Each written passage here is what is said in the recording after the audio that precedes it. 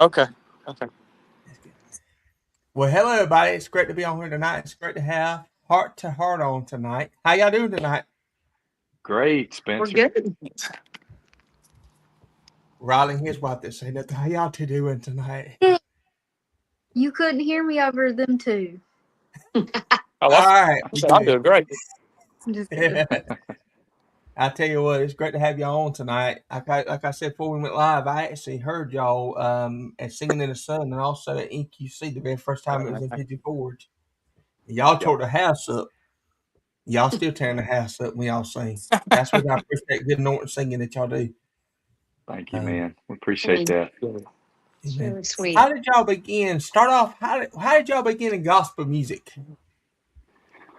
Well, What did man, David? for the folks that think that we're new on the scene, we've been around. This is our 28th year, and we started in 1998, and it was a trio then, and for a couple of years, and then we went through some changes and uh, and just kind of changed some members, and we were still a trio, and then I guess it's been now how long, Riley and Ashley? Has it been 3 years? That 20, so Yeah. yeah, we was at our 25th year. We had been 25 years as a trio, and then brought Riley and Ashley on, um, and hey, it's been on ever since now. So it's but we started back in '98 at a little. We got together at a little Pentecostal church in Stanley, North Carolina, and man, back then, Spencer, we were queuing up cassette tapes. That's the only way we Oh could yeah. do our tracks, and we were we were queuing up cassette tapes and playing cassette tapes for our soundtracks. But man, it's been an incredible journey, and we've been around for a little while. We just we came out of the gate. I guess it was back in '99. Did our first radio release and had our first top 80 right out of the gate. And then I guess for a couple of years, we released some singles to radio, and then we took a long break. And that's a lot of the people that we meet, says, "Hey, we've never heard of you guys," and but we've been doing it for a long time, just on the church side, and we just recently here the last 10 years or so just really pushed hard out on some radio stuff. So, but God's been good, man. We've enjoyed the journey. Amen. Well, how did you and your wife meet each other? That's what I want to know. Well, man, we were high school sweethearts, and we actually met in church, in my home church, and she visited my home church, and we married young, and had two girls, and um, now we're working on grandbabies. So I was actually, Spencer, it's funny. I was actually singing in the choir the night that she walked in, and hey, from then it was on. I was praying she would come back. He started slurring his lyrics when he saw her come in. That's Oh, exactly Yeah, what yeah, happened. yeah. tell him. I tell you what, y'all. I'm telling you, I love to hear y'all sing. I mean, like I said, when I first heard y'all had some good songs. Y'all still got some good songs. I'm telling you. And God's blessing that. Riley, how did you meet your wife? Oh, let her tell Well, the story. Oh, that's a good story. Yeah. uh, at that time, I was singing with a group out of Nashville. I'm from the Nashville area, actually. Everybody else is from North Carolina, and uh, the group was called Adam's Call, and we were at the Quartet Convention, 2015, I believe, right? It's 2015, and that was brownie points right there, Spencer. By the way, just want to let you know. Um, and we had the booth right beside Heart to Heart. Wow. And I was standing there all week thinking, who in the world is Heart to Heart? And but there was a good-looking girl over there, and the whole week, I think it was Wednesday, I decided to like say something. I'm kind of shy, and the until you get to know me. until you get to know 'em. But and so I forgot what I did. Did we put a little mouse in your purse, Dina? Is that what it was? Yes, you did, which you did not start off very well with the mother-in-law putting a Yeah. fake mouse under the curtain in my purse. Yeah, that wasn't nice, Riley. At that time, I didn't know that Dina was like, she just she'll go, and now I pick on her when she does that stuff. But I guess that was my way of flirting with Ashley, was putting a mouse in Dina's purse. That's kind of embarrassing. He But flirted with the mother-in-law first, is what. yeah, Oh, Lord. yeah. So, That's weird. Watch out with you. But anyway, so we met in 2015, and then what did we do, Ashley? We kept texting. We'd stay up till 3 a.m. a lot, Oh, Lord. just talking, and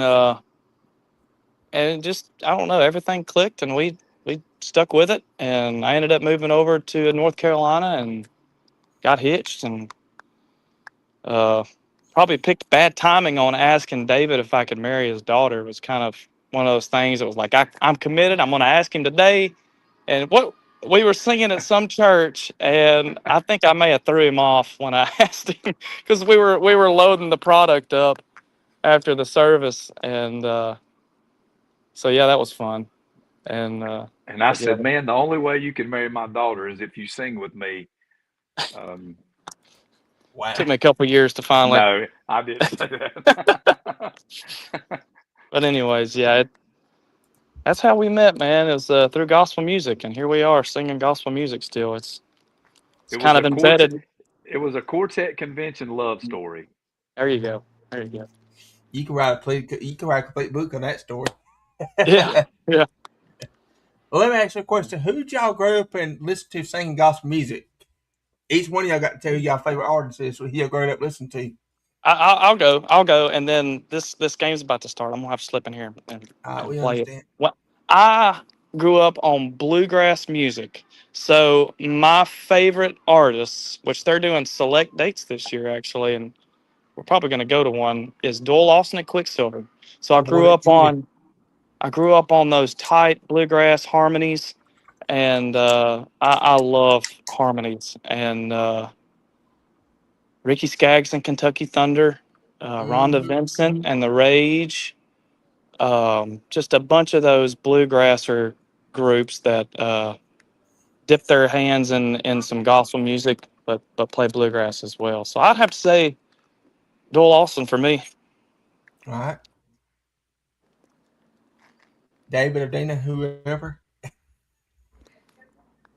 Mine, man, listen. So I grew up in the Pentecostal church, and I Me too. remember going to my room and closing my door.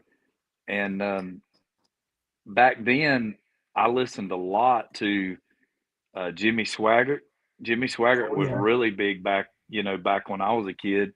And the Happy Goodmans and the Hensons. I love the Hensons.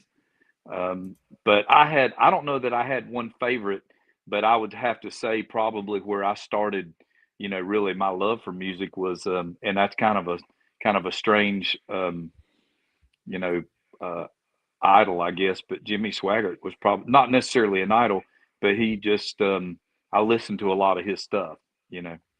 Mm-hmm. Yep. So I was raised in a home where my family was a gospel group as well. They never did convention or anything like that. They always traveled and sang gospel music. They were called the Joy Trio with a full band. And one of my fondest memories was every Sunday morning, the house would be blaring with the TV going, Jubilee, Jubilee. Oh, yeah. And naturally, you've got Vestal, and I wanted to be Candy Hemphill and Karen, Peck, whenever she was with the Nealons back in the day. And of course, I'm like David. The Hensons and the Happy Goodmans were like, yeah, that was just a staple in our house. And so I was raised on it. It's just in my blood. So I have a lot of favorites. Okay. Your daughter, Ashley. And Ashley's favorite singer was her dad. I don't. Oh, Oh, please. Call it Jason Crab. Okay, there's the answer to my question. Yeah. Oh, never mind. Sorry. You got another favorite? Well, I grew up listening to whatever mom and dad were listening to. She loved the Greens. She loved the Crab Oh, family, yeah. but the Greens were probably her. Yeah. The Greens are my favorite by far.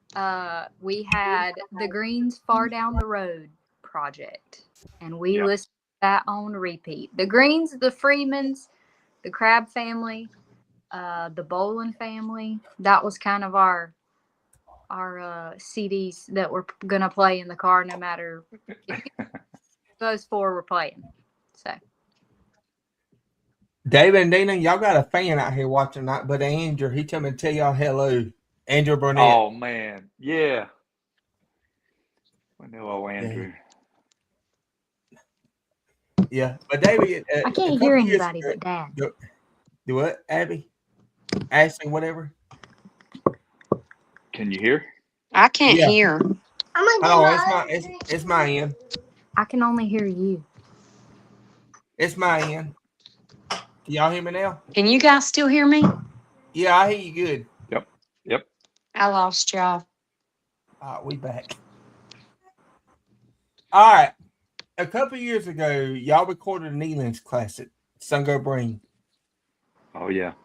And how did that inspire y'all to record that song? Dina, can you hear him? So he's asking about the Nealon song that we did, Son Go Bring My Children Home. Mm-hmm. And I tell you, Spencer, that was a song that our producer, John Oh, Darren you're Rousey, back. pitched to us. And at first, we didn't really know that we wanted to do it. Dina definitely didn't want to do it, because, it was a song that Karen had done way back a long time ago. And, you know, you just don't redo Karen Peck songs, right? Or re-record them. But John I wanted to really be wanted, Karen, but I didn't want to sing after Karen. Okay, let's make that clear. I wanted to be Candy and Karen, but I didn't want to sing after them. yeah. But John was kind of adamant that we do it, man. And I tell you what was so touching about the whole thing is, well, I mean, we loved the song. We just wasn't sure if it was the right cut, and John wanted Dina to do it, and he had asked her to do it, and man, we didn't have any idea that 6 months later, or that we were going to get the news that the Nealons had went home to be with Jesus in the plane crash. And it was just, man, it was almost like after we did it, and then in September last year at the quartet convention, we staged that song, and Karen actually came up and did a verse with us, and man, it was just I don't know, after we did it and got it on the record and recorded it, and then all that happened, it was just kind of an indicator that, yeah, it was the right move. And so a lot of times when we do it now, it's definitely a tribute to an incredible family group that, we feel like went home too soon, but That's right. Jesus needed them for some reason. But That's right. it's hard for us to understand that, right? I tell you what, I was listening to that video today, when y'all did it with the Karen Peck, and I'm telling you what, David, I sent that song to somebody who was going through a struggle, and that song uplifted them. And then I sent them y'all brand new release, the day. What a great song the day is. And I'm telling you what, if you ain't heard it, you're gonna hear it in a little bit. But what is the Lord doing for Heart to Heart right now? Hey, you broke up just a little bit, Spencer. What was the question?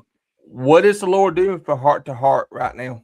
Man, I'm gonna tell you, I know it's hard to get on here and not talk about the release or the day, and I know you're gonna probably end with that, but I feel like that, man, with the new lineup with Ashley and Riley coming on, and the season that we're in right now, Rhonda, that was with us 15, 16 years, and she just retired, and it's just I feel like that the season that we're in right now is um, a total refreshing.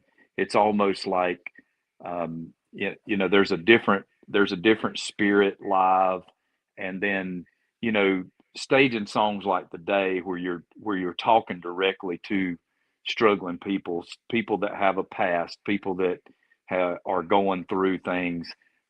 We're just seeing, it's just like this past Sunday, man. We had an altar full of people that we were praying with.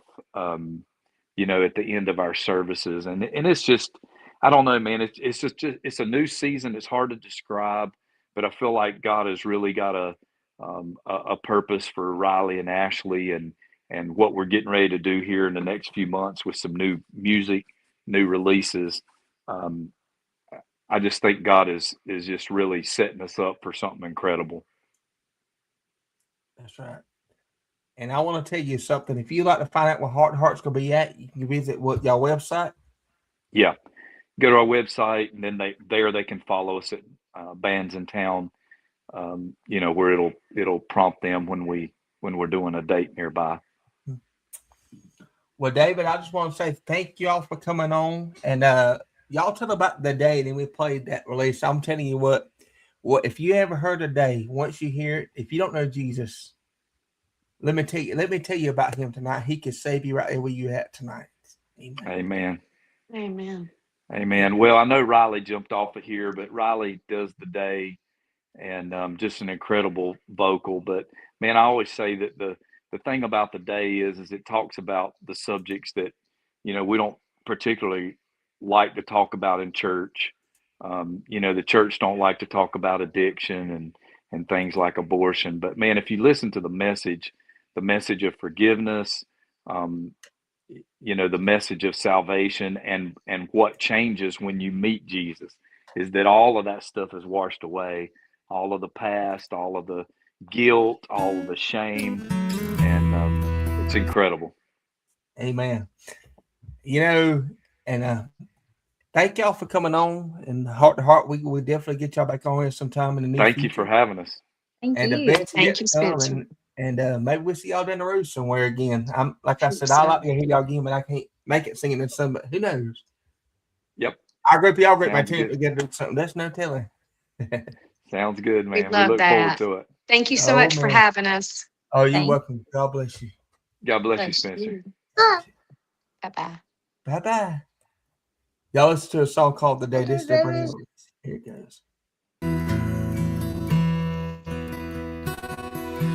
He held a bottle in his hand and stared at the wall. Had nothing to show for his life but regret and alcohol. His wife and kids had left him. He had nowhere else to go until he heard about the one who could forgive his helpless soul. It was the day he found Jesus. Tears of joy rolled down his face. And on the day he found Jesus, his love washed away the shame.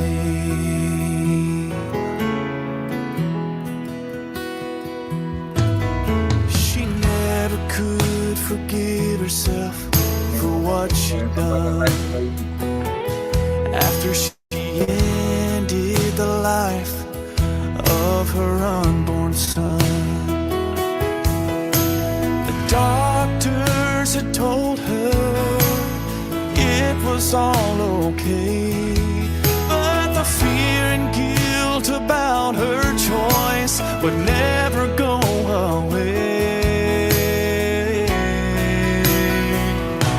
until the day she found Jesus. Tears of joy rolled down her face. And on the day Jesus, His love will wash away the shame. When you're at the end of your rope and don't know what to do, Jesus is right there, holding out His arms to you.